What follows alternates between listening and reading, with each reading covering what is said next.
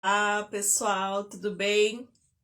Estamos aqui para mais uma noite de lives da Senhora Literatura. Eu espero que vocês gostem, aproveitem esse momento. Hoje nós vamos ter um convidado muito especial, o Celso Leopoldo Panhan. Eu sou a Francine Cruz, para quem não me conhece.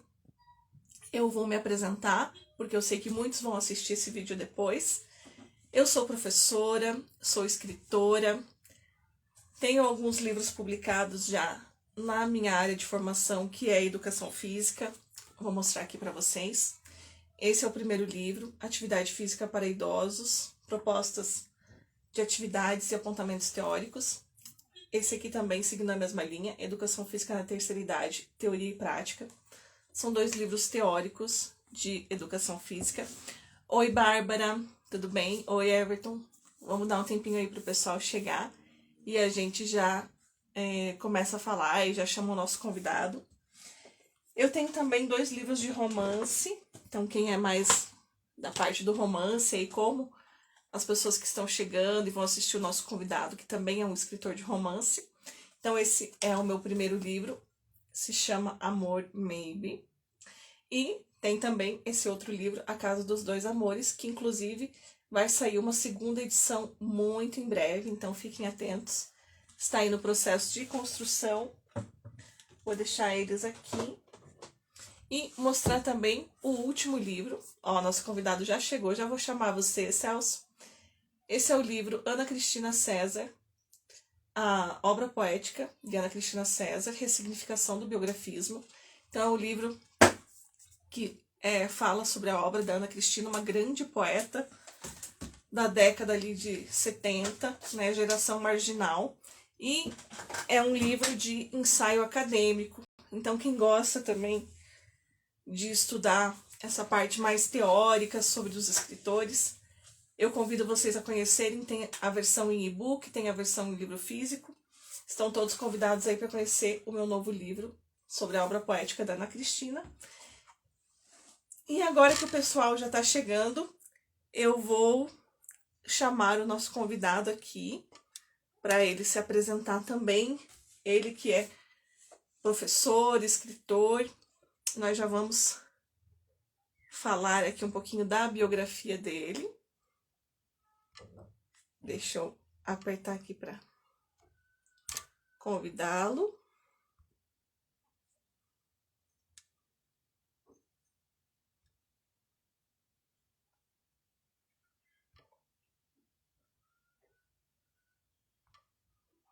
Vamos ver se...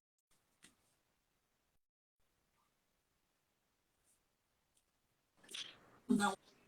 Oi, Celso. Olá, boa noite.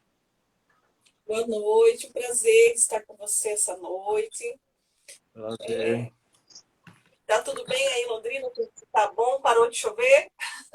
Agora deu uma parada, mas tá mais fresquinho, pelo menos. Ai, que bom. E aí geralmente é bem quente, né? Aqui é bem mais quente que Curitiba. Que legal. Então seja bem-vindo aqui à nossa live do canal Senhora Literatura. Para quem não conhece, o Senhora Literatura é um canal do YouTube voltado, né, para falar de literatura, para entrevistar Que escritores. bom. E hoje estamos aqui então, com o Celso, que é mestre e doutor em literatura, mestre pela USP, doutor pela Unesp. Tem um trabalho grande aí com a literatura, é professora há mais de 30 anos, tanto do ensino fundamental, ensino médio, ensino superior, rede particular, rede pública. Autor de vários artigos acadêmicos, livros de resenha, apostilas, materiais didáticos diversos. E agora se aventurando no romance, Celso. Queria que você Exato. comentasse com a gente aí um pouco. É o seu primeiro livro de romance? Conspiração O Monarquista? primeiro autoral. É o primeiro autoral. Na verdade, eu comecei a escrever já muita coisa, né? Eu fiz uma... É que não vou ter agora aqui. É que eu sou editor, né? Eu edito Gente. livros e tenho uma editora e a gente... na verdade, edita às vezes por conta ou às vezes sob demanda, né? do autor. Por exemplo, deixa eu até pegar um aqui para mostrar. Como que é o nome da sua editora, Celso? Como? O nome da sua editora? Redacional. Por exemplo, tem esse livro aqui, que inclusive é leitura obrigatória do vestibular aí da Federal, né? Um livro que tem vendido bastante, Últimos Cantos, do Gonçalves Dias, né? Então, esse aqui é a edição minha.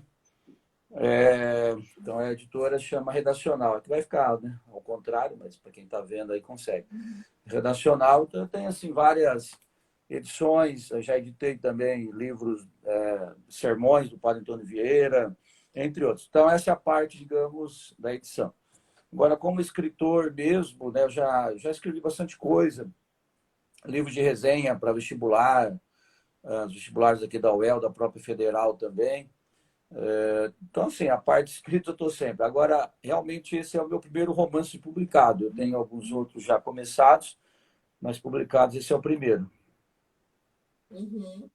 E o que te motivou a escrever, então, né? Você que já tem tanto tempo aí como editor, como escritor de livros técnicos, o que levou você a escrever um romance? Aliás, foi um desafio, né? Eu sou professor de literatura, eu adaptei, enfim, produzi muita coisa já, né? Como eu disse, autoral mesmo, esse é o primeiro. Mas eu adaptei a obra inteira do José de Alencar para, né, enfim, uma linguagem mais simples e tal. Então, eu reescrevi boa parte aí da literatura de outros autores, né, pela uma editora chamada Riedel, que é de São Paulo. E aí, assim, eu fui adquirindo ali uma técnica de escrita e eu quis colocar à prova. É lógico que, por ser o primeiro livro, certamente tem coisas que a gente, né, relento, fala assim, isso aqui eu mudaria, tal, faria diferente. Mas foi realmente a primeira experiência e foi um desafio, assim, para mim. Na verdade, eu comecei a escrever já faz um tempo e aí foi publicado o ano passado. Uhum. Vou mostrar aqui de novo. O título do livro é Conspiração Monarquista. Uhum. É pela editora Totti, né? É uma editora aqui de Londrina. Uhum. E o que eu achei bacana também é que, mesmo com o livro físico, a gente tem aqui um acesso para o livro digital, né? A Exato. gente tem aqui um código. Então, também bem bacana ter as duas versões, né, do livro. E queria que você contasse também, Celso, já que você aí falou, né, professor de literatura, escritor, como que você acha que surgiu esse seu amor pela literatura? Teve alguma influência? Teve alguma questão ali da infância ou foi depois? Como que surgiu essa sua paixão pela Uhum. literatura? Não, desde a infância mesmo. Eu sou filho de uma professora, sobrinho de um professor do ensino primário. Aliás, meu primeiro professor foi meu tio, né? E eu comecei eu aprendi a ler antes mesmo de entrar na escola, justamente por conta disso. Com 4 anos, 5 anos, eu já lia. E aí sempre me interessei, né? Sempre fui atrás, comecei a ler, li diversos livros e tal, e aí depois mais faltava uma formação, né? Então o gosto começou lá na infância mesmo, por influência né, da minha mãe, que sempre leu bastante, do meu tio também. E depois, né? É bem verdade que eu não tive assim, uma formação literária muito boa, né? No começo, só depois que eu entrei para a faculdade, desde que eu fiz letras, aí eu comecei a ter uma visão mais ampla sobre o universo literário. Porque assim, eu lia vários livros bem aleatoriamente, eu não tinha uma boa formação. Talvez o Conspiração, porque é um livro de policial, né, de caráter policial, político e religioso, tem a influência das minhas leituras da Agatha Christie, né? Eu li bastante livros dela. Então, eu mais ou menos trouxe um pouco disso para ele. E é claro, né, quando eu comecei a escrever esse livro, fiquei pensando no livro, tal, na história, aí eu conheci lá, né, o Código da Vinci, a técnica dele, né, do Dan Brown também. É uma literatura, evidentemente, chamada aí né, de mercado e tal, mas que, de qualquer modo, tem uma técnica ali que é interessante e que, mais ou menos, eu procurei trazer para o livro, né? Ah, ah, mas, né, enfim, quem lê o livro percebe que há uma série de referências, né, culturais, literárias, assim, tudo aquilo que eu fui lendo ao longo do tempo também. Mas, respondendo bem a sua pergunta, foi isso, foi na infância mesmo. Ah, que legal. Na verdade, você acabou respondendo já um pouquinho de várias perguntas que eu vou te Não, fazer, mas mas tudo depois bem, eu a esclareço gente daí. retoma, Tá. a gente retoma esses assuntos. Uhum. Mas é legal, eu sempre gosto de perguntar, né, como que surgiu, porque eu acho que serve também de incentivo, né, para as pessoas, para os pais Sim. lerem seus filhos, para os professores incentivarem os seus alunos, né, a lerem. Uhum. Então, acho que é sempre bom reforçar que muitas vezes a gente vê lá, a pessoa se tornou um escritor. Tá, mas ela Uhum. não se tornou. Da onde que veio essa vontade, né? Alguém, Sim, sempre tem alguém incentivando, né? Ou aquela pessoa que conta a história, ou aquela pessoa que dá o livro de presente, né, para a pessoa ler, aquela coisa exatamente. assim. Então, gosto bastante de sempre reforçar isso. Uhum. E eu queria saber, então, Celso, que você contasse um pouquinho especificamente, né, sobre esse livro. Você até falou aí alguns temas, né, que ele trata. Uhum. Conspiração anarquista, falou da sua influência e da Agatha Christie. E eu queria saber, então, que você explicasse melhor por que você escolheu esse tema, né? O que te levou a escolher. Eu vou ler aqui a quarta capa para o pessoal se situar na história. E aí eu queria que você falasse um pouquinho sobre isso. Por que você Sim, escolheu nessa ok. história? Então, conspiração monarquista fala basicamente, né, são dois geneticistas brasileiros que morrem em um acidente de carro. O caso não despertaria maior atenção se não houvesse outros acontecimentos ligados a laboratórios e pesquisadores. A Interpol e a Polícia Federal Brasileira entram no caso e passam a investigar dois grupos.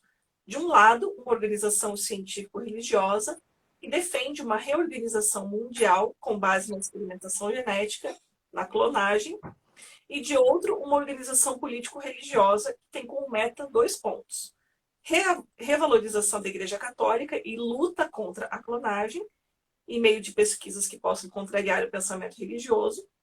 Para tanto, une-se a um grupo que pretende recuperar a monarquia como sistema político do Brasil. Isso. No meio do choque de ideais está a polícia, representada pelo delegado da Polícia Federal, Antônio Chesca, cujo objetivo maior é saber quem foram os responsáveis pelos crimes e a motivação.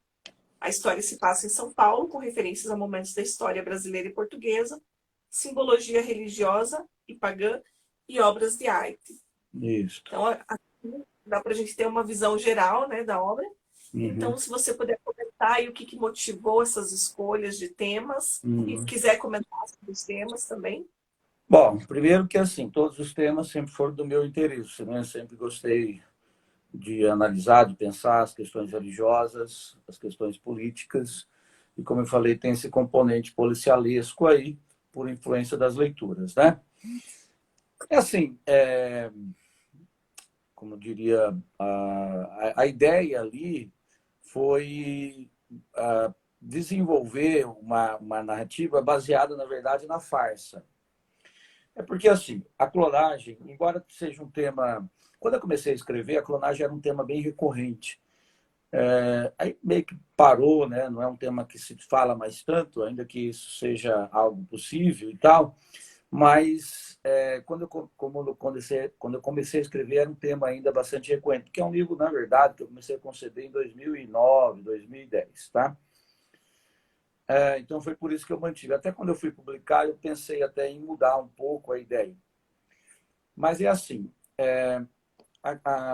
e aí, assim, outra coisa que acabou motivando é exatamente esse nosso momento político, né? É, A polarização política. como? A polarização política? Isso, exatamente. Porque, assim, primeiro, a questão da clonagem, ela, a rigor, é uma cópia, né? Assim, no sentido bem mais bem simplificado, seria uma cópia de algo que já existia. Então, você copia, ou seja, é uma espécie de farsa, né? A fazer com que o Brasil volte à monarquia por vias tortas, como o livro vai indicar, é também uma farsa, né? É uma mentira, ou seja, para usar o termo da moda, uma fake news, né? Ela não teria sustentação, No entanto, você tem ali, então, um grupo que quer retomar a monarquia no Brasil a partir de uma farsa. Assim como outro grupo quer levantar fundos para desenvolver a clonagem, ou seja, uma outra farsa. Então, o livro é construído a partir dessas farsas que tentam buscar um apoio na realidade, mas, ao mesmo tempo, essa realidade ela não é plena. Então, é isso que motivou. E a religião, é claro que, enfim, a religião é uma questão de fé, né? São artigos de fé, ela também pode ser vista, né, dependendo do ponto de vista, também como uma farsa, porque tem um componente ideológico. Então, os 3 pontos que norteiam a narrativa, elas são baseadas em preceitos ideológicos e que podem ser tomados como farsas. Então, é por isso, né? E aí, então, como eu disse, né, houve até, né, assim, falando mais claramente, né, logo quando o Bolsonaro assumiu a eleição, assumiu a presidência, e um pouco antes também até da eleição, havia vários mas memes, alguns, digamos assim, baseados numa concepção realista, né, de quem criou, de que ele seria uma espécie de rei, né? Então, ele seria o mito que resgataria aquilo que se perdeu ao longo do tempo, né? Então, uma espécie de rei. Quando eu escrevi o livro, eu nunca pensei nele, exatamente porque ele era um Zé Ninguém, né? Mas depois se tornou presidente e isso ficou evidente. Então, também, e a gente sabe que a eleição dele foi baseada muitas em fake news, ou seja, em farsas. Então, o livro, embora não tenha sido escrito diretamente para falar de Bolsonaro, etc., mas ele não deixa de expressar também esse contexto, né? No final das contas, acaba expressando, tá? Porque a própria há um dossiê, né, chamado dossiê Adão e Eva, que também é uma farsa, é uma construção baseada em ideias um pouco mirabolantes, mas que, né, nas quais muitas pessoas acreditam e compram essa ideia literalmente, né, financiam essa ideia. Então, assim, esse dossiê Adão e Eva também é uma farsa. Então, quer dizer, todo o livro é assentado sobre farsas. Esse é o ponto. Exatamente. Né? É bem interessante, né? Eu acho que, como você falou, quando você começou a escrever, você não tinha ideia do contexto em que Não, estaria, né, o país quando foi lançado o livro. E acabou que conciliou, né, as duas coisas. E muita exatamente. gente, o pessoal que lê o livro comenta bastante isso com você. Como que está sendo essa recepção do livro? Não, sim, alguns é claro que acabam lendo o livro como história, né, um enredo, né, de repente não percebe todas as nuances, mas tem gente que vem a mente perguntar, conversar sobre o que significaria tal coisa, o porquê disso ou daquilo, né? Logo no começo, o dossiê é escrito, né, a pessoa vai perceber que há uma mensagem cifrada. Só que é uma mensagem cifrada óbvia. Ela é cifrada, no primeiro momento você não vai entender. Mas, assim, quando eu comecei a escrever, eu pesquisei um pouco sobre teorias da conspiração, né? E sobre essas mensagens codificadas. E essa que eu coloco, ela é bem simples. Talvez, no primeiro momento, se olha, você não entende nada mesmo, mas ela é bem simples, porque basta colocar na internet que você localiza, né? Né, o caminho. Então, assim, mesmo aquilo que parece ser algo tão assim aprofundado, a pretensão é que não seja, exatamente porque o objetivo é que tanto a restauração monárquica quanto a ideia de colonagem não tenham exatamente um lastro, né? Eles não tenham uma profundidade. É algo superficial para tentar resgatar coisas que já acabaram, né? Enfim, uma pessoa que morreu, ou um sistema político que, né, enfim, né, ficou para trás. Então, é um resgate daquilo que é o passado, mas é um resgate superficial. E o próprio Shakespeare ele faz algumas reflexões sobre isso, né? Porque ele tem um irmão que já tinha morrido, tal, e ele fica pensando, será que teria como resgatar o meu irmão? Né? Então, assim, são reflexões que, se você for analisar, elas são rasas, mas é de propósito mesmo, né? E aí você tem ali os dois, digamos assim, que acabam sendo ajudantes, né, do Chesca, que também são dois cientistas, um que tem uma visão mais cientificista e o outro que tem uma visão mais religiosa, né? Então, quer dizer, isso aí é para fazer o contraponto também, e como você também falou, quer dizer, você tem essa visão bem dicotômica, né? Esse dualismo que também norteia a política no Brasil já de algum tempo. Então, quer dizer, algumas coisas não foram pensadas sobre o momento, mas acabam sendo relacionadas a esse contexto, né? Legal. É o espírito do tempo mesmo, né? Parece que Exatamente. Isso.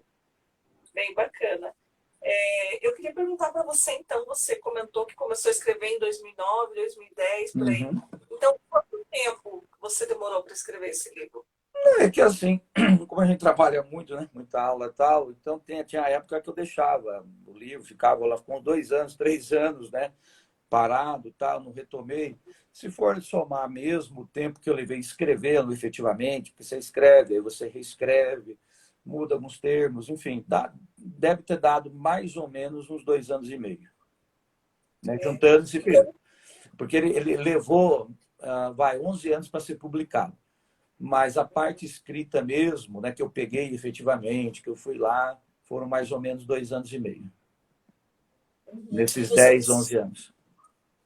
acredito que nesses 2 anos e meio aí você deve ter precisado de bastante estudo também, né? Sim, A fase de pesquisa do livro.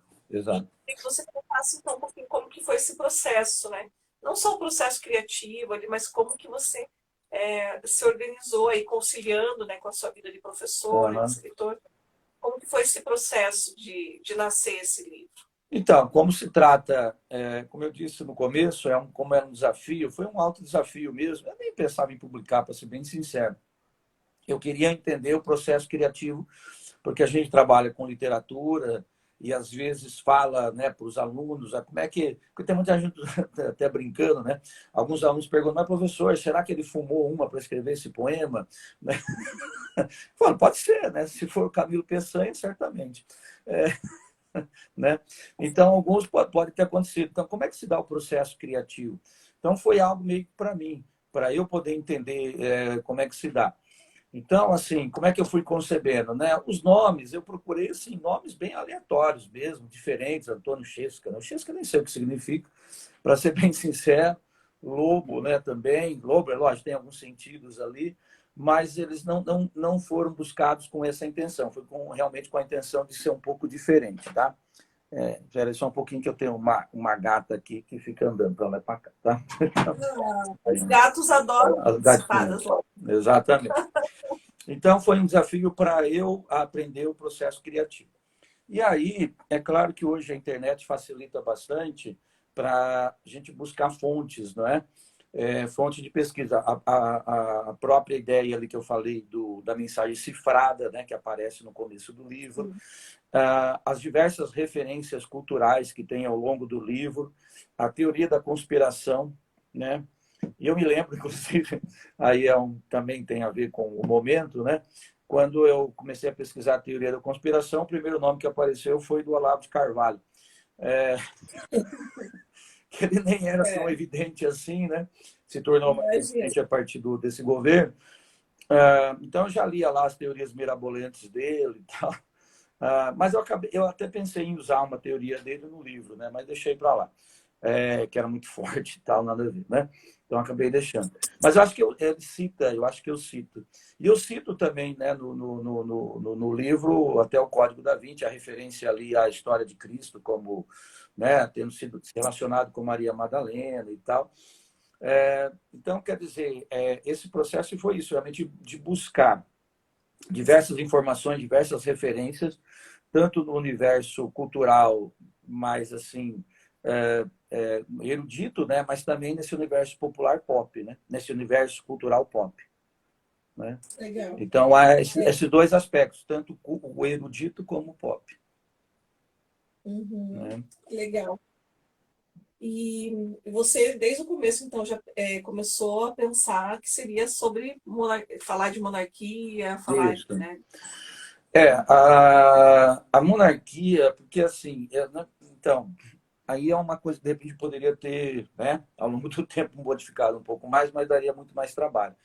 É porque assim, o que acontece? A gente sabe que a monarquia no Brasil, quer dizer, ela acabou a partir de um golpe, né? O Brasil todo ele é baseado em golpe. Aliás, também o Brasil é baseado em várias farsas, né? Se você pega a história do Brasil, há várias farsas, né? A própria chegada dos portugueses, né? Quer dizer, a ideia de tomar a posse da terra, a partir não é meu e pronto. Depois, ao longo do tempo, vários outros momentos, né? Então, a República ela é instituída sob uma farsa, né? Quer dizer, tiraram lá né, o imperador, o Dom Pedro II, enfim, deram um golpe, literalmente. Então, aí eu ia até abordar um pouco isso. E aí, o que aconteceu? Por que eu resolvi também falar sobre a monarquia?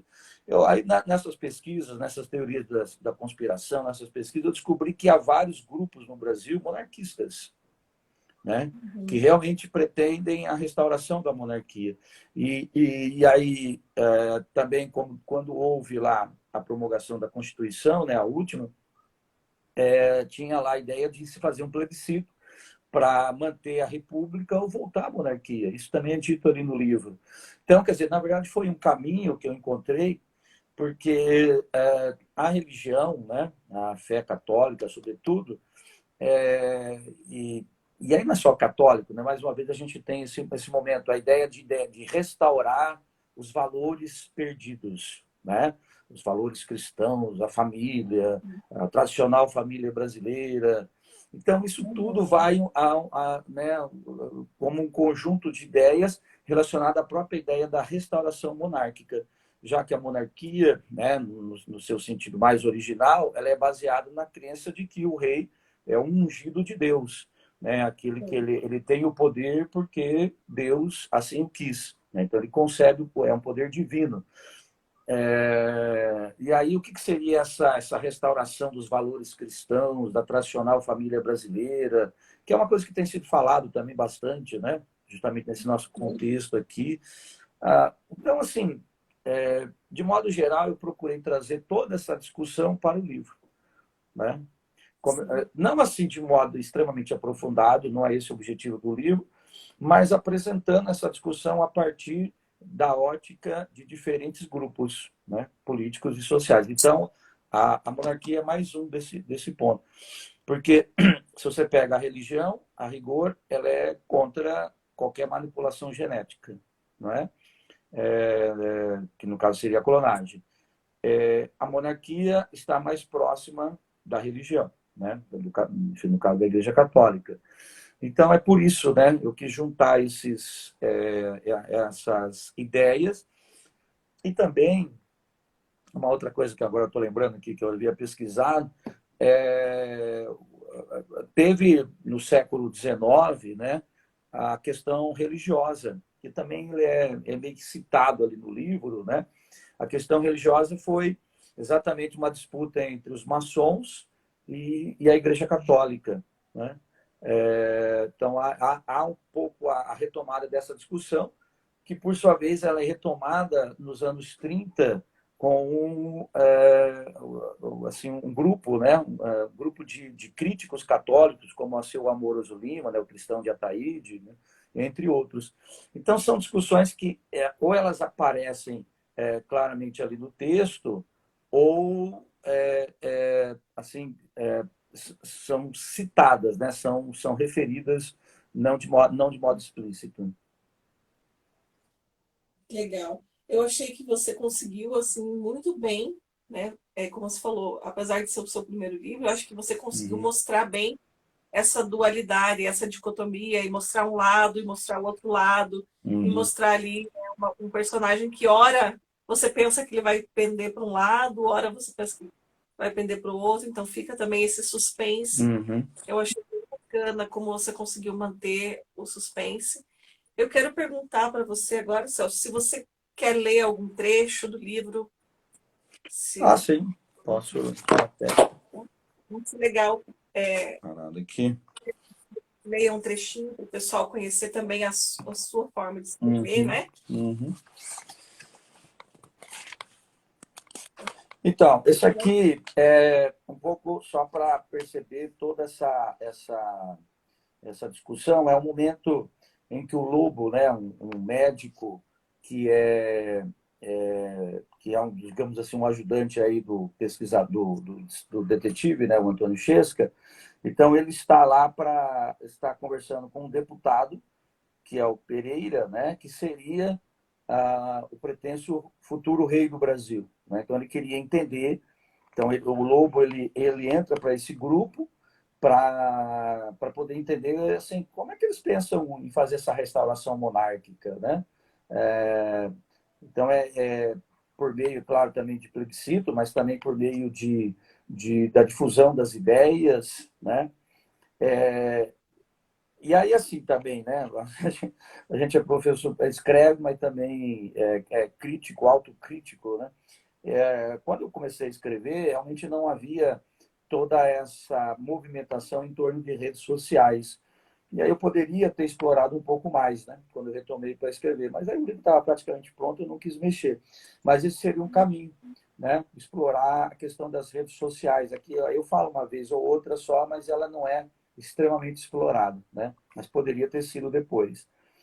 Então, aqui ele está lá, o Lobo está lá, né, no escritório do Pereira, né, que é o pretenso aí, rei, né, futuro rei, que, segundo ele seria um descendente do Dom Nuno Álvares Pereira, né, para quem não conhece, um nobre lá, que ficou conhecido como contestado na época de enfim, lá na Idade Média ainda, quando havia disputas entre Portugal e a Espanha, né, na formação dos dois países. E aí o Nuno Álvares Pereira, né, enfim, representou ali a luta portuguesa para manter Portugal sob a própria regência e não passar para a regência espanhola. Então, é por isso. Aí eu vou ler aqui o trecho. Ó.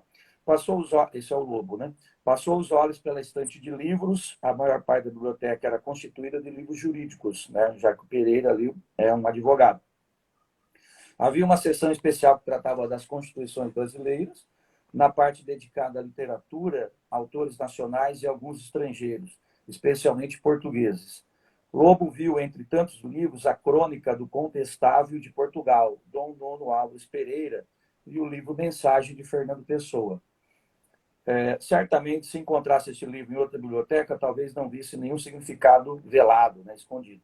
Mas estando na biblioteca do advogado Alberto Pereira, líder dos Novos Templários, e aí também tem, né, os Templários, né, toda aquela coisa de restaurar, de resgatar ali né, a Terra Santa, né, e restaurar para né, a igreja, o fato chamou a atenção do médico, apreciador de literatura em geral, de poesia em particular.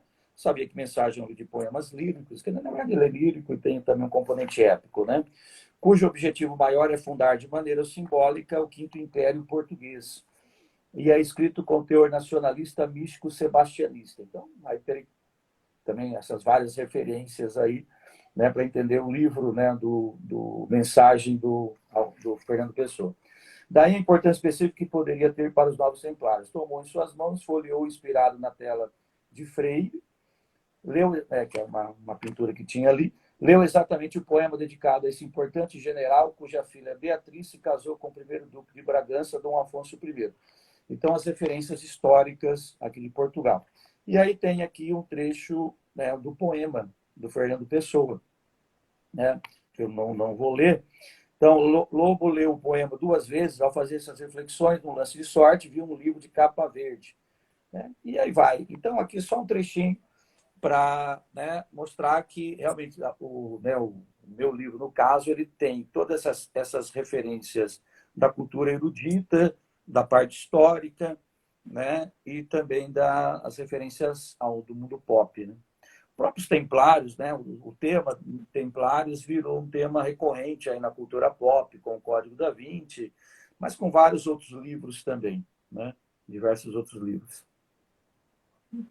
Que legal, Celso. Olha só, apesar da gente não ter combinado, você escolheu justamente um trecho aí que combinou bem com a pergunta que eu ia fazer para você agora, Uhum, que é a respeito dessa intertextualidade que você faz aí o tempo todo, né, trazendo essas referências, uhum, Fernando Pessoa, trazendo o próprio Código da Vinci, que você faz uma brincadeirinha ali em um dos trechos, né, falando do livro.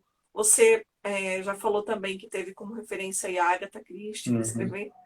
Então, eu queria saber de você também, né, quais autores você lê e como eles influenciaram, né, nesse livro, como eles influenciam na sua escrita, quais que são aí os seus autores de referência e por que você escolheu também brincar um pouquinho Uhum. com isso no...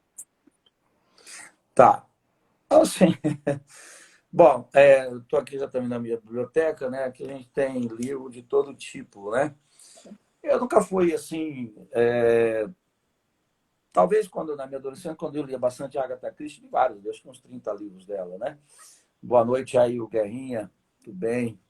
É, então, a, mas assim, eu sempre gostei do estilo do Alencar, né? José de Alencar. Gosto Uhum. bastante, já li a obra dele inteira, li algumas vezes também. É, mas eu gosto de narrativas, assim, né, com influência e tal, que quebra um pouco a expectativa, né? É, claro, né, alguns mestres aí, que não tem como, né, o Machado de Assis, a gente, né, assim, a maneira dele escrever, mas também numa outra linha diferente, né, o Guimarães Rosa, tá? De autores estrangeiros, né, que a gente acaba lendo lá, né, no ensino médio, né, na época era o segundo grau ainda, mas que depois você acaba relendo, né, aqueles livros que viraram clássicos desse período, como George Orwell, né, 1984, ou mesmo Revolução dos Bichos, ou Kafka, né, Metamorfose. Mas assim, eu tenho uma, um gosto literário bem diversificado, né? Não tem algo muito específico. Eu vi que você escreveu aí, né, sobre Ana Cristina César. Eu também escrevi, né, um artigo sobre ela, né? Li quando foi republicada a obra dela pela Ática, né? É, e aí eu descobri, né, que eu não conhecia, e eu fui ler e tal, e acabei escrevendo sobre Ana Cristina César. Paulo Leminski, Dalton Trevisan, então, os curitibanos, né? Então, assim, eu Sim, tenho, né, os poemas, né? Assim, eu gosto muito do Manuel Bandeira, né? Gonçalves Dias também. Mas quando eu pego para ler, às vezes eu compro. Eu comprei agora, deixa eu até mostrar aqui, deixa eu ver. Às vezes, para a gente conhecer um pouquinho os novos, né? Que é a antologia incompleta da poesia contemporânea brasileira, né? Da Companhia das Letras. Então, diversos uhum. autores, alguns marginais, né? Chamados autores marginais, outros ainda começando, mas aí para justamente conhecer. Então, eu procuro ter essa visão ampla, né? Da literatura, não só brasileira, como de outros países também. Que Então, de legal. uma maneira ou de outra, todos esses livros, né, acabaram entrando no meu livro, seja explicitamente, né, por meio da intertextualidade, seja como ideia, como conceito. Que legal. É por Eu isso sei que que só interrompendo, né, eu coloco lá aqui como epígrafe exatamente um trecho do Borges, né? Ó, cada ato e uhum. cada pensamento é o eco de outros que no passado antecederam, sem princípio visível ou fiel presságio, de outros que no futuro repetirão até a vertigem. Não há coisa que não esteja como que perdida entre infatigáveis espelhos. Nada pode ocorrer uma só vez, nada é preciosamente precário. E do Guimarães Rosa, né, uma frase que eu gosto bastante, né, do Desenredo, um conto dele que assim acabou me inspirando bastante, né? Até como professor de literatura, quem não conhece esse conto e dá aula de literatura tem que conhecer, porque ele fala sobre o processo de criação da literária, né? Sempre vem imprevisível, abominoso, ou os tempos se seguem e parafraseiam-se. Então, a ideia da farsa, né? A ideia da farsa. Sim. E o desenredo, quer dizer, você constrói um enredo e depois você desenreda. Depois você É. reconstrói o enredo. Então, ele é um conto que acho que é um dos contos, assim, para a teoria literária, a teoria da construção literária, ele é um ponto bastante interessante. Não, e você citou aí autores de peso, né? É, Guimarães. exatamente. Nossa, bem. Exatamente. O pessoal que está assistindo aí, anotem esses nomes, se é que vocês já não conhecem, né? Com certeza devem conhecer alguns, mas vale a pena realmente conhecer. E fiquei feliz de saber que você escreveu esse artigo. Depois me mande, eu quero ler esse artigo que Uhum. você fez da Ana Cristina. Né? Vou aproveitar e mostrar aqui de novo, né? Esse é o filho mais novo, Uhum. falando sobre a obra da Ana Cristina. E me diga uma coisa, Celso. Se o pessoal quiser adquirir aqui o seu livro, Conspiração Monarquista, aonde que o pessoal pode adquirir? Então, pode ser pela própria editora, né? TOT, eles têm um site ali e tal, ou pela Amazon também, né? É possível comprar lá diretamente pela Amazon.com. Ah, que bacana. Tem É também nos mais super outros, acessível. são dois mais assim, tem nos outros marketplaces também, né? A gente acaba colocando lá. Digitar no Google ali vai aparecer com certeza, né? Vai, Então, a vai Conspiração aparecer. Exatamente. Monarquista, Celso Leopoldo Payan. E é um romance policial. Eu achei bem interessante. Não é um estilo que eu leio muito. Claro, Uhum. já li um pouco de Agatha Christie, mas não é um livro que preferencialmente eu leio e me agradou bastante. Uhum. Né? Então, acho que você conseguiu fazer um bom trabalho, porque conseguiu convencer alguém que não é acostumado a ler esse gênero e Uhum. fiquei lá presa, queria ler e às vezes parava ali, meu Deus, tem que ler para saber o que vai acontecer. Eu acho que foi bem divertido, assim, tem até, né, eu ia comentar, tem, quando você traz, por exemplo, ali até a questão do Código da Vinci, eu achei que foi até com uma pitada de humor, Foi. né, você traz, às vezes, esse, Uhum. né, não é o foco do livro, não é um livro de humor, mas tem algumas pitadas ali, Tem, né, um alívio cômico no meio daquela tensão ali do exatamente. São as policial. técnicas, né? Você sabe, né? Assim, a gente, quando você escreve, sim, enfim, você tem algumas técnicas ali para dar uma quebrada, né? Para criar o suspense, então, Sim. é isso aí. Bem legal. E eu queria que você comentasse, então, Celso, agora a gente já está aqui, ó, pertinho já, né, para os últimos minutos aí da nossa live. Uhum. E você, como professor, como escritor, o que que você diria, quais conselhos você daria para as pessoas que querem se tornar escritor? Bom, primeiro é realmente rascunhar, né? Tem que ir escrevendo. É porque é um processo, depende muito da pessoa. Agora, assim, o porquê, a grande questão é saber o porquê que quer ser escritor. A gente sabe que há escritores que têm necessidade de escrever. Eles não estão interessados em publicar livros, interessados até em ficar, vamos pôr lá, ganhar dinheiro vendendo livro, mas é assim, é uma forma de expor aquilo que ela pensa, aquilo que ela sente, né? Um exemplo, o Rimbaud, né? Arthur Rimbaud, poeta francês lá do simbolismo, é um cara que escreveu e parou de escrever ao mesmo tempo que ele escreveu vários poemas e meio que revolucionou um pouco a literatura, né? Pelo menos fez parte daquele momento revolucionário. Depois simplesmente parou de escrever. Então, às vezes a escrita é uma forma de expressão daquilo que a pessoa realmente o momento que ela está passando. Caso o objetivo seja se tornar um escritor profissional mesmo, né? E aí construir uma carreira, o primeiro passo realmente é você dominar as técnicas. Então, ler bastante, ler livros não só para compreender a história, mas também para perceber como é que o escritor construiu o personagem. Então, você tem que aprender a construir o personagem, tem que aprender a construir a história de modo que ela, né, tenha ali uma sequência coerente. Então, depende, mas realmente a dica é essa, é estudar bastante, né, e treinando. Ah, Se a pessoa quer escrever conto, é uma forma. Se quer escrever romance, é outra. São estilos diferentes. O conto ele é muito sintético, né? Então você tem que ter uma grande capacidade de síntese para escrever uma história e dar um recado em poucas palavras, em poucas páginas, né?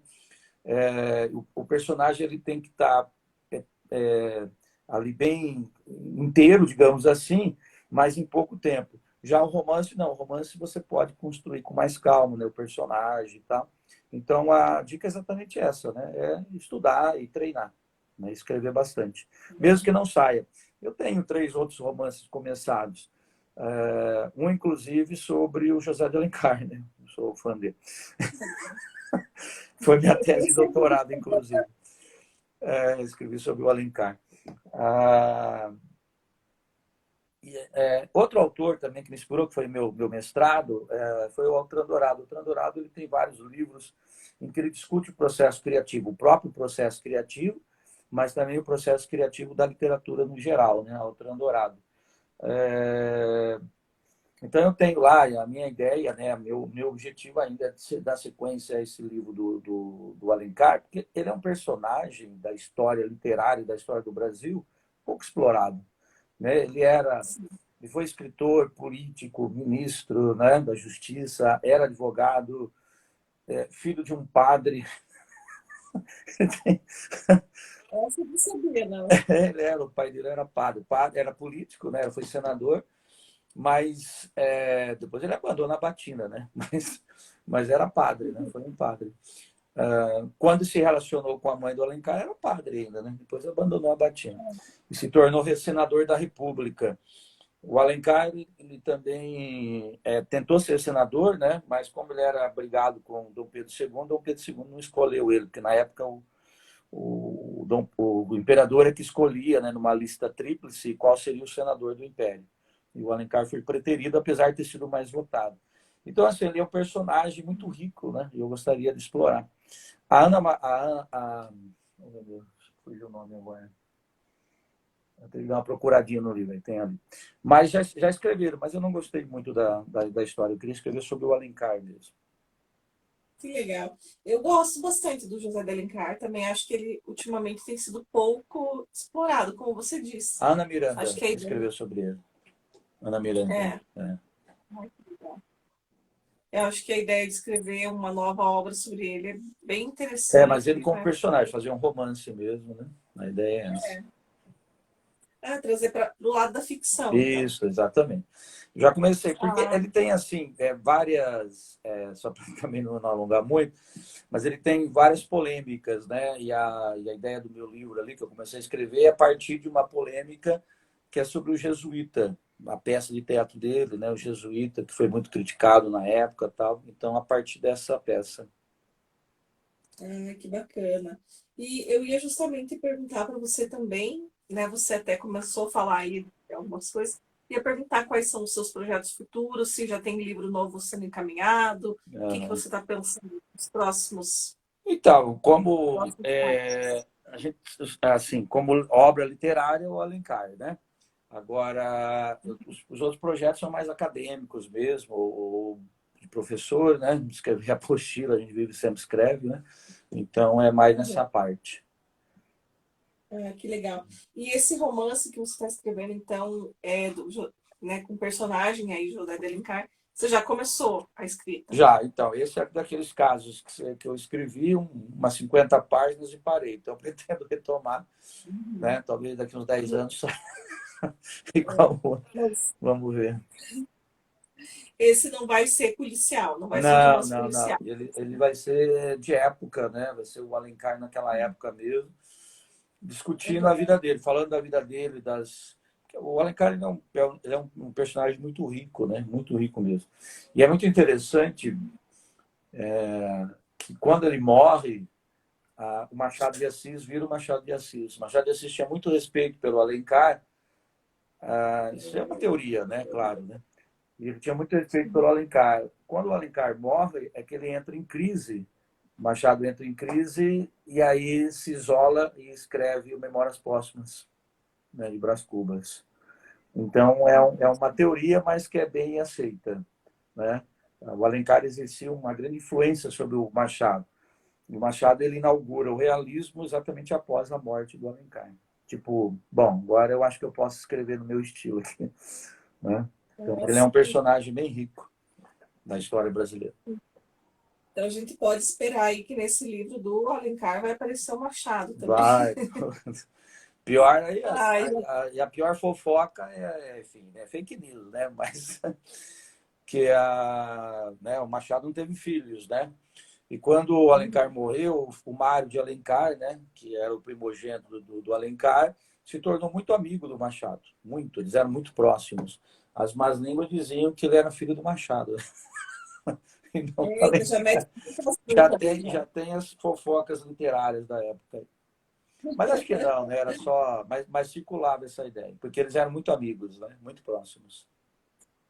E aí depois ele escreveu um Dom Casmurro da vida, né? Exatamente, foi.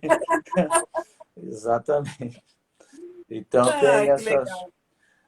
tem essa situação. A Edneia é professora amiga nossa. Muito Que bem. legal. Vou aproveitar esses últimos minutinhos, Celso. Quero perguntar aí para o pessoal que está assistindo. Se alguém tiver alguma pergunta para fazer, esse é o momento, tá? Enquanto a gente vai aqui finalizando, se tiver alguma pergunta, coloca aqui, né, nos comentários, a gente lê, o Celso responde. Estamos aí já chegando perto de 1 hora da nossa live, não dá para passar disso, né? Sim. Então aproveitem aí, quem tiver algum comentário para fazer ou pergunta, mande que o Celso vai tentar responder, né, Celso, na medida do possível. Exato. E eu então, quero dizer que eu já estou super curiosa para você atiçou aí a curiosidade, né? Quem que não gosta Pretendo. de uma boa fofoca literária? Sim. Então já quero ler. Eu acho que vai ser super bacana. Uhum. A Eliane, né, que é sua amiga lá no CED, né? A gente trabalhava junto, né? E tinha um outro amigo, que é o orientador dela. O ponto principal era as fofocas literárias, né? Que é o Anderson, né? E ela falava pra gente, por que você não cria um canal para falar de fofoca literária? Eu nunca criei, né? Mas é uma dica, né? É uma possibilidade. Eu acho que o pessoal ia gostar. E o pessoal, pelo menos quem gosta de ler e literatura, hoje eu fiquei sabendo de vários aqui, você me contou que eu não sabia. Ixi, que mais. Acho que ia dar boa. Algumas são fofocas mesmo, né? Nada que é real, mas isso circulou um tempo, né? Na história literária. Olha aí, Eliane, as fofocas. Tem inclusive tem inclusive um livro mesmo, né, que fala um pouco sobre isso. E quando eu dou aula, é muito engraçado, porque às vezes você está falando sobre o autor, característica, aí você vai lá e conta uma dessas, os alunos param para ouvir, né? Já chama atenção. Aí agora nós vamos ouvir, né? É bem isso, chama atenção. Chama atenção, exatamente. Que legal. E eu queria então, Celso, acho que o pessoal não tem perguntas aí, acho que você conseguiu responder bem, tá todo mundo, né? Só elogiando e falando que gosta. Lembrando então que dá para comprar o livro, né, pela Amazon, pelo site da editora Totti, só digitar aí no Google. Deixar o recado, né, para as pessoas prestigiarem realmente a literatura nacional, os escritores contemporâneos. E se quiser comprar direto com você, pode também? Pode Não? mandar um direct aí, né? Pop Instagram, né? Também é possível. Gosto de livro autografado, né? Sim. Eu, por exemplo, sempre prefiro comprar com o autor para vir com a dedicatória, né? Então, pessoal que quiser aí o livro do Celso, já aproveita, segue aí ele no Instagram e manda uma direct para ele, combina, já recebe o livro, tenho certeza que vocês vão gostar. Quem não me segue também, se quiser seguir, eu sempre estou falando de livros. Essa live de hoje, amanhã já vai para o canal Senhora Literatura. É um canal literário para falar de livros, para falar de escritores, para dar dicas de leitura. Inclusive, já falei a semana passada do livro do Celso. Então, quem leu e quiser conhecer um pouquinho mais, vai lá no canal, que já tem um comentário sobre esse livro. Toda essa live vai ficar lá no YouTube, então? Vai. Eu passo. Tá. Que daí eu divulgo também, ajudo a divulgar. Quem não pôde assistir hoje, né? A gente sabe que às vezes as pessoas têm compromisso, não pode vir. Olha, a Amanda, que nossa colega, tá falando, né? Pegou o finalzinho, mas pelo jeito o papo foi bom. Sim, Muito bom, Amanda. Depois, se você quiser, vai ficar gravada. Você pode voltar lá e assistir o comecinho. Então, eu queria que você deixasse aí o seu recado final, Celso, para o pessoal que Uhum. assistiu ou para o pessoal que leu o livro. Uhum. Fala o que você quiser, aí, o momento é seu. Tá bom, obrigado. Não, mas agradecer aí a oportunidade, né, Francine? Também nosso contato aqui também foi pela Eliane, né, que ela me pôs em contato com você, então agradeço. Uhum. Assim, a leitura, né, é sempre importante, né? A gente é professor de literatura, mas de leitura também. Então, um canal como o seu, né, acaba incentivando as pessoas a conhecerem mais livros. E o objetivo final do livro, do meu livro, foi exatamente provocar no leitor que ele pesquise mais, né? Porque, como eu disse lá, há diversas referências a vários autores da cultura. Peraí que tem uma gatinha aqui. Deixa ela aparecer. Essa aqui também é culpa da Eliane, tá? É, Ah, como é que é o nome dela? essa aqui é a Mia. Era a tapioca, né? Uhum. Mas virou Mia, porque ela mia muito. É que Ai, é, culpa dela. Mas, enfim, é que ela falou olha, para mim, ó, eu vou deixar uma gatinha lá na sua casa para operar, para fazer a castração, né? Aí ela me legal, enganou e eu tive que ficar com a gatinha, né? Entendeu? legal. Brinca. Ó, Celso, quem mandou aqui um recadinho foi a Alice, Aham, falando que papo muito bom. tá. A Alice, ela cuida de um farol do saber Uhum, aqui em Curitiba. Inclusive, fui fazer um evento lá. uhum, De repente, quando você vier a Curitiba, sim. você já fala com a Alice e faz também um bate-papo literário ali no Farol do Saber, Ah, legal. no Memorial Árabe, ali no centro. Também fica a Aham, dica aí para o pessoal que gosta de livros.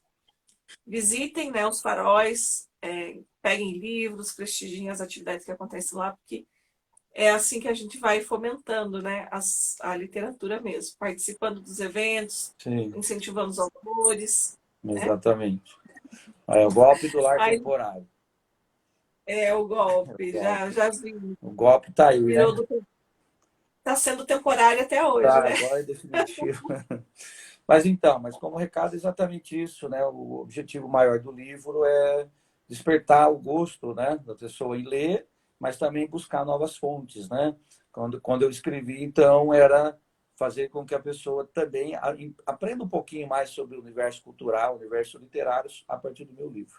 Essa também foi uma intenção, um objetivo. Que legal. Então fica aí o convite, né, Celso, para as Uhum. pessoas primeiro seguirem aí as redes sociais, né, suas, entrar em Sim, sim. contato, conhecer o Eu livro, tenho um canal, né? né, eu tenho um canal também no YouTube, né? O Seja Livro. Seja Então, Livro. já fica o convite para o Sim, pessoal conhecer o canal e exato. curtir, se inscrever. E Uhum. vamos fazer aquele momento agora, se você está com o seu livro aí pertinho, Sim, tá aqui. vamos fazer aquele momento isso. Aham. Esse aqui a gente faz agora esse print e amanhã a Aham. gente lembra o pessoal que assistiu Tá, para falar assim, olha, fizemos essa live, vem assistir, que ficou muito bacana. tá bom. E eu quero te agradecer muito, então, Celso, por você ter aí dedicado esse tempo para a gente bater esse papo. Quero te parabenizar de novo pelo livro, como eu falei para você, eu gostei muito, foi um livro que me prendeu do início ao fim, muito bem Uhum. escrito, e venham Obrigado. muitos outros livros. Parabéns.